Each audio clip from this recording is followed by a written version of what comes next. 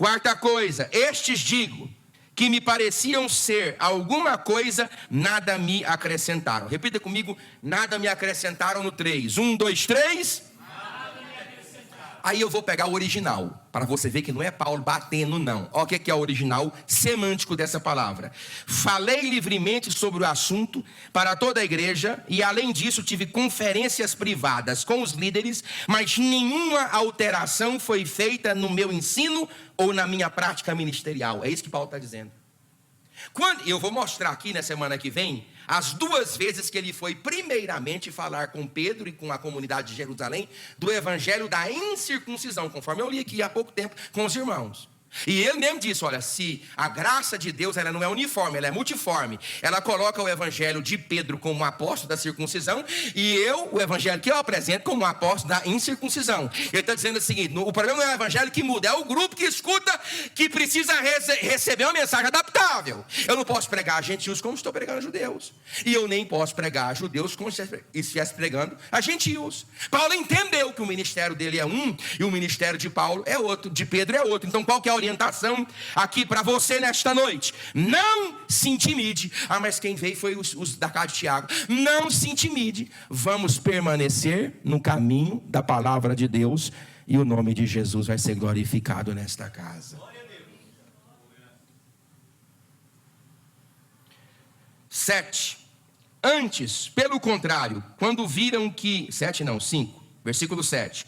Pelo contrário, quando viram que o evangelho da incircuncisão me fora confiado, como a Pedro o da circuncisão, olha aqui, ó. Pelo contrário, quando viram que o evangelho da incircuncisão me fora confiado, como a Pedro o da circuncisão. Quinto lugar, aceite diferenças ministeriais, porque a graça não é uniforme, a graça, ela é multiforme. Paulo está dizendo assim, Pedro, eu entendo. Olha que maturidade, rapaz. É um homem que tem maturidade para discutir ideias e não pessoas.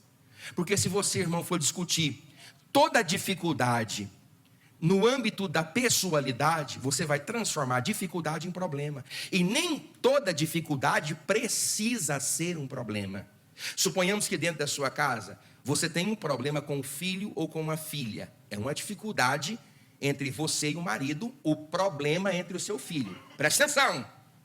É uma dificuldade entre o seu marido, o problema com o seu filho. Agora, você não pode fazer da dificuldade com o seu cônjuge um problema por conta do problema que você já tem com o seu filho. E é o que mais as pessoas fazem. Transformam dificuldades em problemas. Olha, a dificuldade que eu tenho é com meu filho Isaac. Então, o problema que eu tenho é com Isaac. O problema que eu tenho é com a Débora. Aí, por causa do problema, eu tenho uma dificuldade com a minha esposa. Agora eu vou transformar a dificuldade com a minha esposa, por causa do problema com meu filho, um problema também com ela. O que é que eu quero fazer? Um ninho de aranha na minha casa.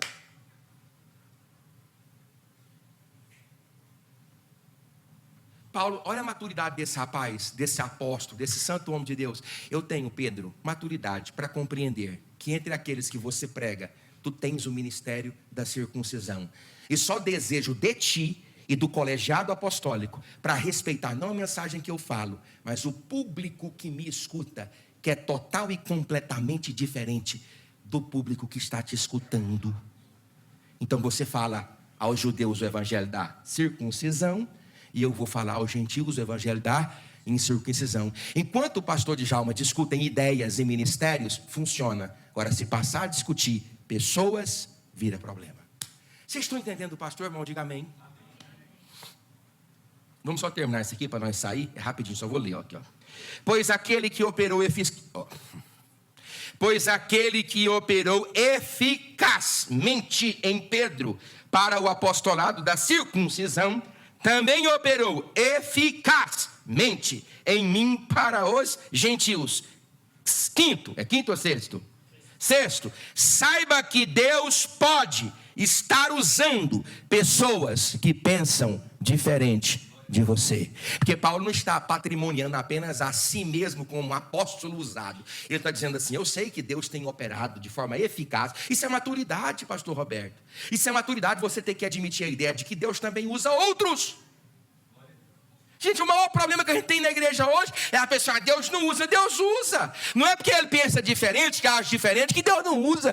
Deus usa aquele como aquele, Deus te usa como te usa. E no fim de todas as coisas, o nome de Jesus sempre será glorificado.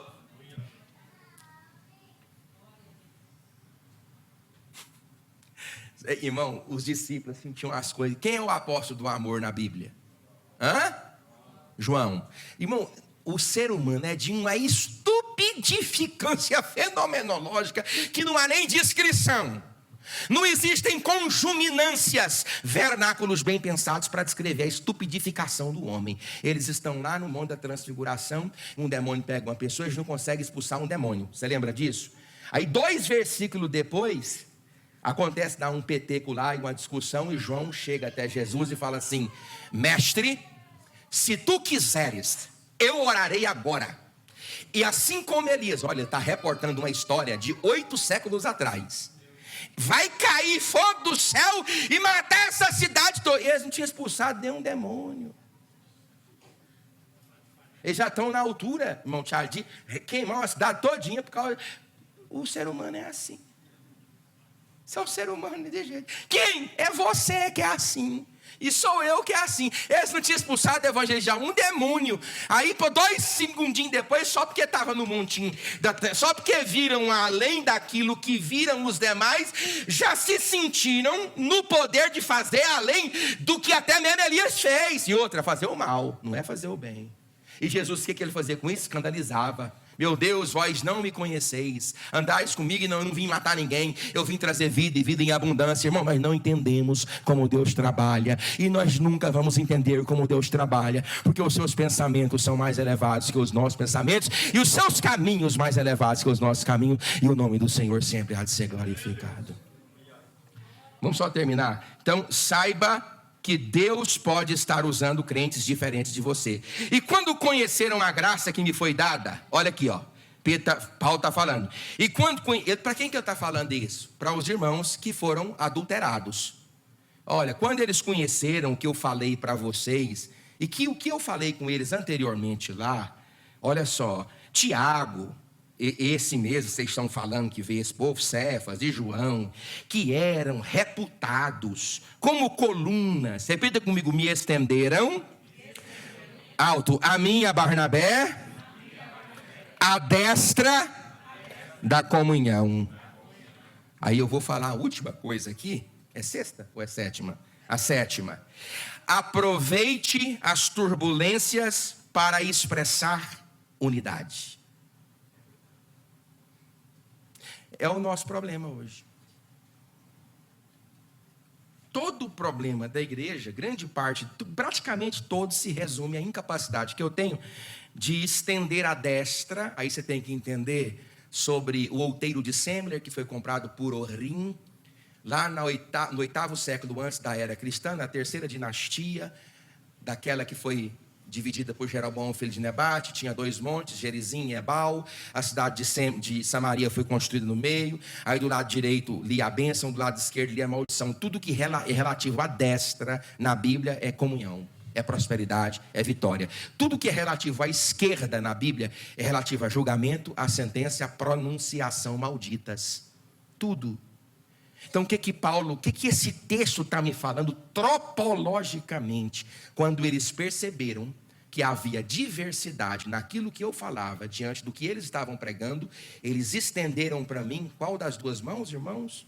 A destra da comunhão. Pensa diferente de nós, mas vamos andar juntos. O público é diferente do meu, mas nós vamos andar juntos. Porque eu sei que lá no final dessa jornada nós vamos topar juntos e juntamente conosco vocês vão glorificar o nome de Jesus eternamente. Vamos andar junto. Então aproveite as turbulências para expressar unidade.